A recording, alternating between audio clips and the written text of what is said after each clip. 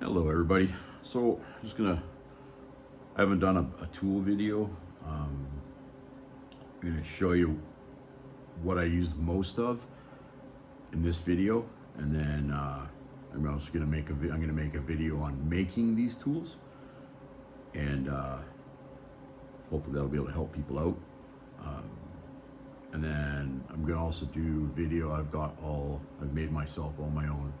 Uh, they call them avo tools, but avo is not the proper term anymore. Now I guess it'd be indigenous tools.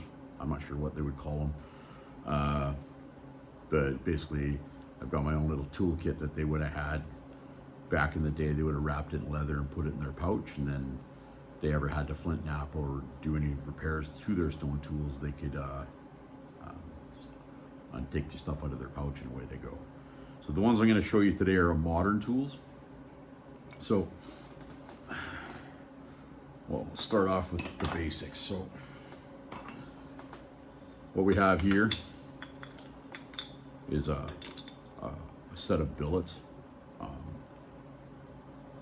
These ones are very well used. I'm actually going to be repairing these two and fixing this one. These are the number one thing that you would use. Right. So they also have a hammerstone. This hammerstone is a piece of quartzite. So the hammerstone I would use to knock off a flake or split a big cobble. And then once I've done that, because you can swing a hammerstone as hard as you want, you're not gonna, worst case scenario, you're gonna break your hammerstone. Just make sure your hammers, like lots of guys use different hammerstones, different hardnesses. Some guys like to use a softer hammerstone when they're working on a piece of like obsidian or stuff like the stuff that works really easy, so that the softness of the hammerstone will grab the edge as you're striking. I haven't got that far yet, so I can't really say the difference in grades. You can basically get these by walking up and down your local creek. You can get them on the side of the road if they're doing road work, and you can see all the sand and the cobbles. You can go look through the cobbles and find. I like quartzite. That's what I prefer. Some guys like using granite, stuff like that. So there's my hammerstone. I have 4 different size billets, or boppers, whatever you want to call them. Guys have a tendency to overswing these, and that's one of the main reasons that causes them to break. Mine are from wear and tear.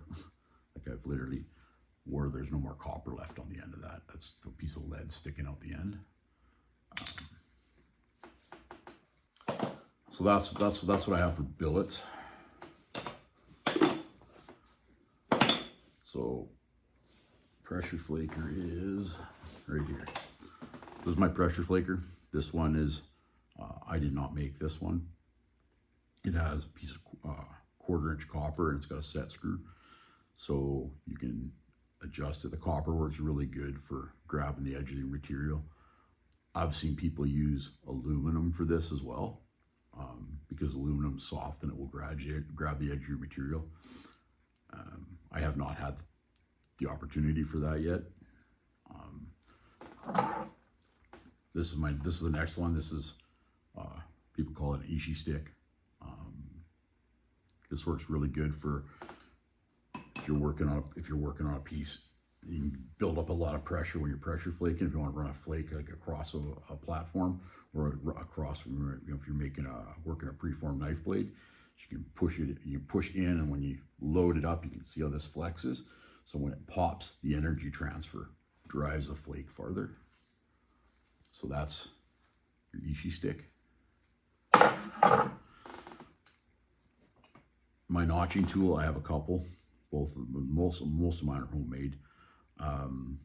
It's just a piece of 1-inch dowel, and I went down to the local hardware store, bought a couple 3-inch, probably half a dozen 3-inch common nails, and I drive the nail into the end of the dowel, and then cut the head off, and then use a file. So I rounded the end. So like this is what I use for sharpening. And this end, I've hammered it flat. And that's what I use for like driving my notches in.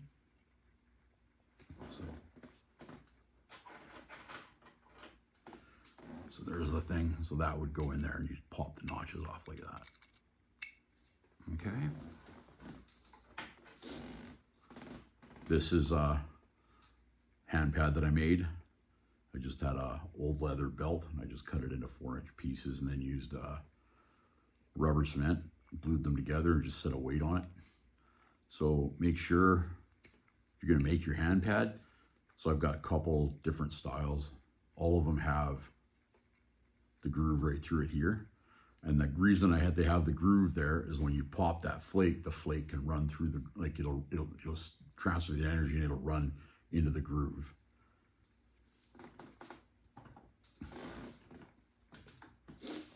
This here's a hand pad, that different type of hand pad notching thing that another guy made. I really like this. This is probably my favorite thing that I've acquired. Slides on your hand like this. And that's how it goes. See, it's got the groove in there too. So when you're popping your flakes off, you literally push in, pop, and the flake will run out through there.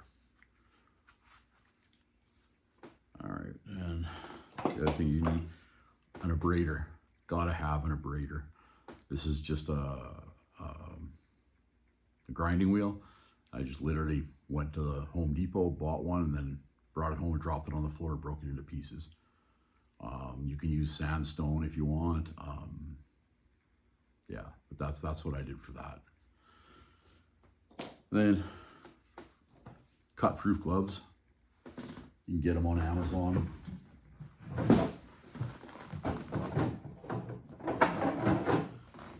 Let's see here.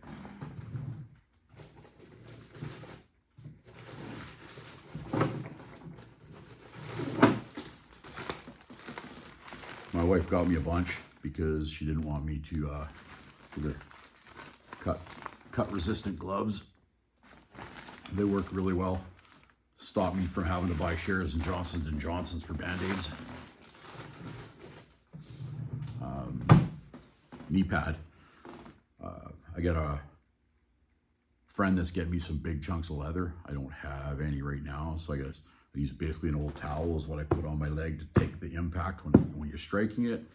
And then I put a piece of leather, and I have another piece that's here somewhere that if I'm worried about it, I'll put the other piece on this way, so that when you're driving the flakes, you don't drive the flakes through your leather into your leg. The other thing is always wear glasses. Never flint knap without glasses.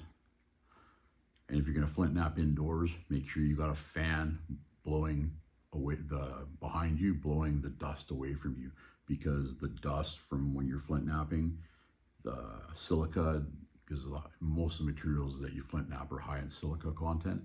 If you're breathing that silica in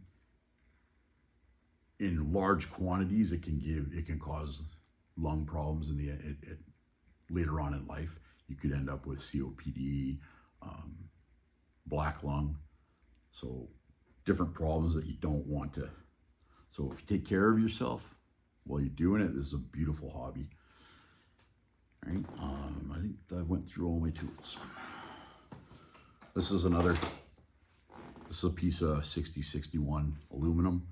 I have two pieces, both of them 6-inch long. This piece is 1.5 inches in diameter. The other one's 2 inches in diameter. They work really well as a billet as well. I don't swing them like this. I actually use them this way. But I guess you could swing it that way if you wanted to. You just gotta make sure you keep the edges clean.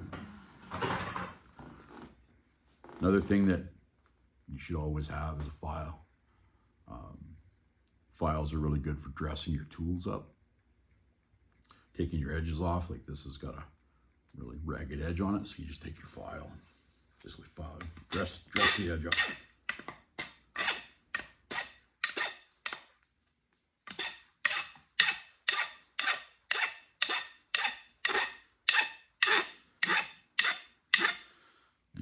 knocks the big sharp piece off the edge. So file's a must for maintaining your tools. And I think that's about it. Like I said, abraders can be, there's an old 5-inch grinding wheel. I used it as an abrader. Sometimes I still use it as an abrader. You can tell it used to be a 1/4 inch thick. This one's only about 1/8 of an inch thick now. So it's almost to the point where it's wore out. All right, hope that helped you guys out. Have a good day.